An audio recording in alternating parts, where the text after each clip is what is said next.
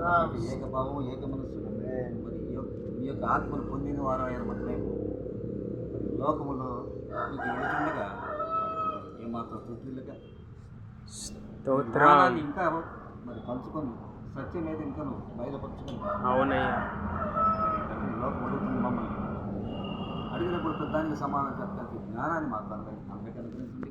అవునయ్యా మరి అలాగనే ఆర్థిక విషయాల్లో కూడా తండ్రి మరి స్తోత్రం మరి ఇది అవసరం కనుక ప్రతి అవసరం కూడా మీ వల్ల తీర్చుకునే భాగ్యం అనుగ్రహించండి. అవునే మరి ప్రతి కుటుంబానికి అంటే ఆరోగ్య విషయాల్లో తండ్రి బలహీనలు ఉన్నారు చూపకుండా దయచూపండి.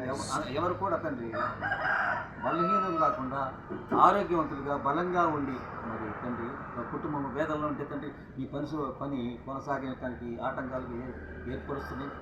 అలాగే తండ్రి ఆర్థిక విషయాలు కూడా దానివల్ల ఆత్మీయంగా తండ్రి ముందుకు నడవలేని పరిస్థితులు మరి సంఘాల విషయంలో కూడా